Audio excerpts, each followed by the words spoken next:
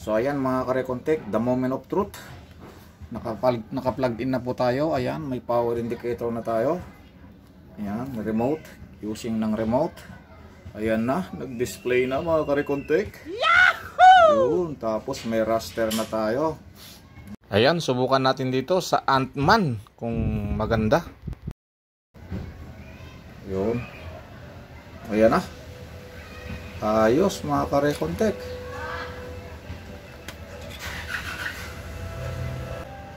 Okay, so alright. Diba? Dahil lang sa shorted na kapasitor. Yang pinakadulo yung shorted na nakita natin. Kaya sama-sama natin panoorin kung paano natagpuan ang problema ng TV na to.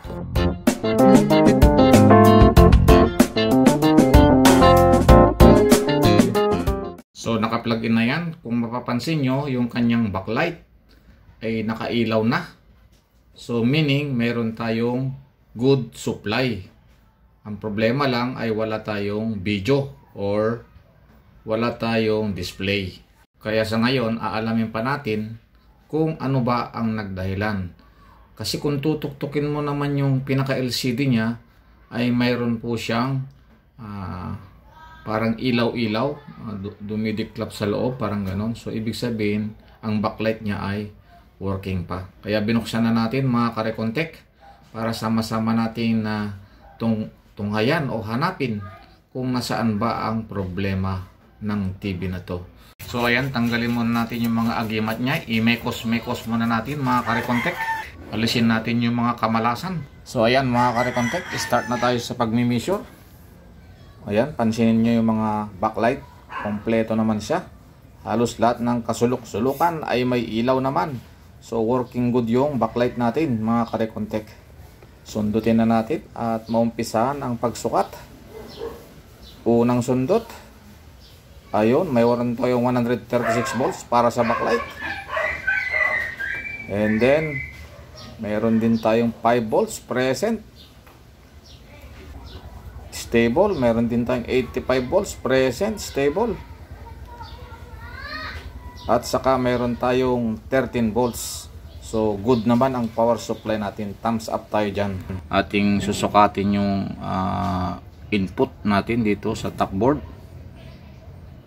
Ilagay natin sa DC. Yan. Tapos sukat tayo. Oops. Mayroon tayong 13 volts. Anang fuse. Ayan, mayroon na tayong 13 volts. Okay. Tapos dito naman sa kanyang HABDD sukat tayo. Ayan. O di kaya yung bone BGL BGH. Ang bone ay BGH. Sukatin natin yan kung mayroon bang output. Ayan, mayroon. Kaso unstable siya. 3.9, 2.5, mga ganun yung reading. So hindi pwede yan.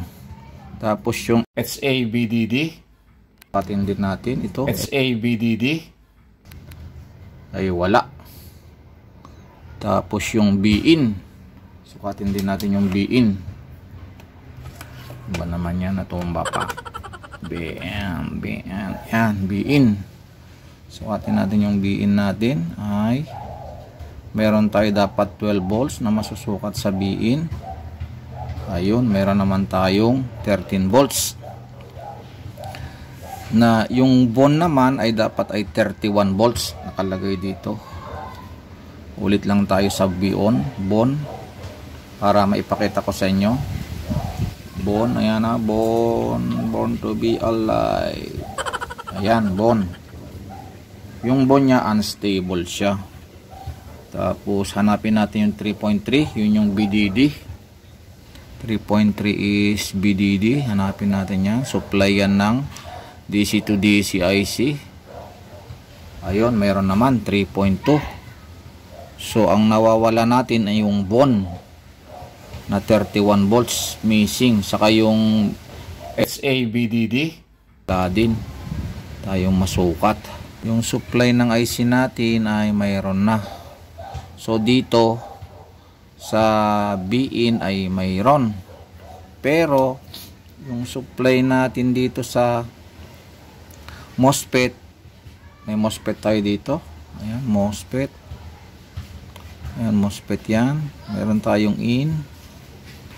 Ayan, merong 12 na pumasok. Tapos dito sa source, ito source at gate. Dito naman tayo sa gate. Oops, mayroon din. Yung pin 1 and 2 ay drain, mga kare-contact. Yung 3 gate. Tapos yung 4 ay source. Tapos yung 5 and 6 ay drain din. So yung drain ay nawawala. Ayan. Tapos nagpunta dito sa capacitor. Nakaparallel na capacitor. So wala din. Unstable. Kaya ang gawin natin dito, base sa experience, kung itong nakaraan lang ay matagal na pala ng konti, ay may shorted tayong capacitor. So tanggalin ko muna, bunutin. Nawawala yung backlight. Yun, namatay na. Ayan, nasa continuity na tayo. Oops, continuity. Parinig natin ang beeping. Yun. Tapos nakaparallel na capacitor dito, ay tingnan natin kung may shorted siya. Sa una pa lang dito. Tingnan natin. Ay, narinig nyo ba yon? May beeping. Oh, mataas ang ano yan? Kilo ohms. Resistance. Yung iba kaya ay siya, mayroon nga. Ito kaya ay mayroon din. So lahat sila ay mayroon. Tanggalin natin yung isa. Ito. Madumi.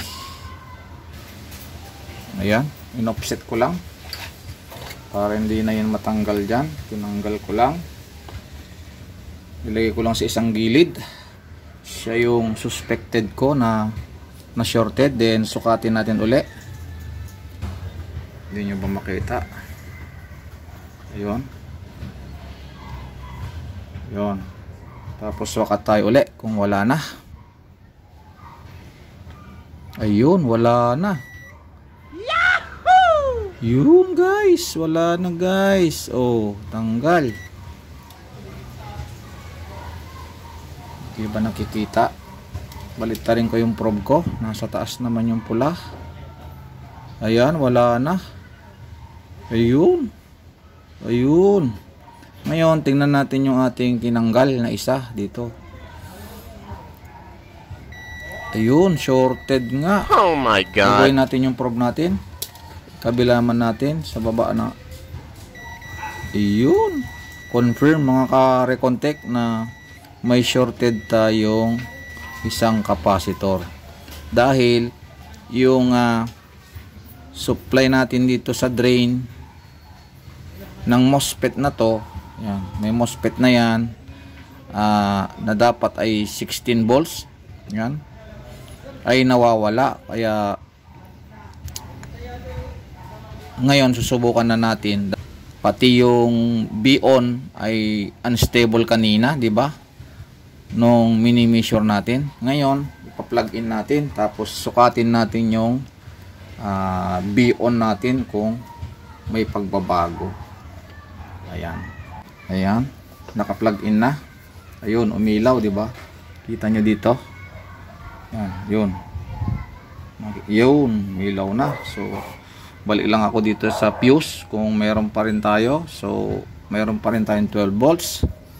Ilawan natin para maliwanag. Maliwanag sa inyo. Tapos, sukatin natin yung drain natin doon sa MOSFET kung ano na ba yung masusukat natin. So, ito yung drain natin. 5 and 6 na pin. Ayan, mayroon na tayong nasukat na 12 volts. Yun, may 12 volts na tayo dyan. Tapos dito, sukatin natin 16. So nabuhay na, meron na tayong 12 volts. Ayan, sa drain. So susukatin na natin yung ating B-on. Kanina na unstable, yung 31 volts ay ang nasusukat natin ay 2.5, 3.9, ganun kanina. Unstable siya. So susukatin na natin. Ayan, meron na tayong 30 volts mga ka-Recontech. Meron na tayong 30 volts. Ganun din yung HABDD natin kanina. Wala rin tayong masukat as in 0. So meron na rin tayong 8 volts. So ka-Recontech, nabuhay na po. Tapos balikan natin yung ating shorted kanina na wala rin tayong ma-measure dahil sa may shorted na capacitor tayo ay meron na tayong 16 volts.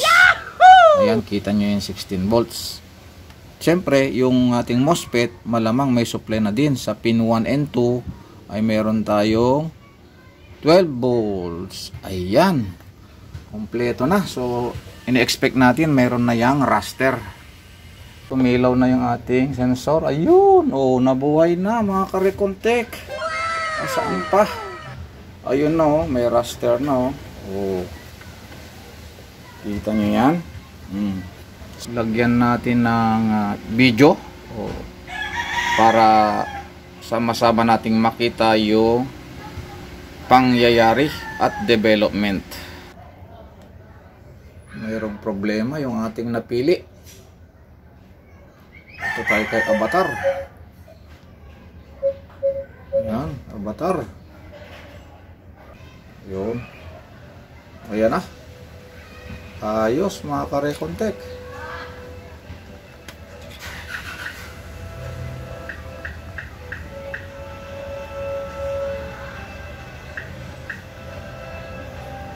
Okay, so alright. Diba? Dahil lang sa shorted na kapasitor. Yan. Maraming salamat sa inyo mga ka-Recontech, at sana lagi nyo subaybayan ng ating channel, at kung di pa kayo nakapag-subscribe ay mag-subscribe na kayo para yung iba pang troubleshooting na pwedeng i-share ni Recontech sa inyo ay ma-update po kayo, magkaroon kayo ng notification. Maraming salamat and God bless everyone. Bye bye.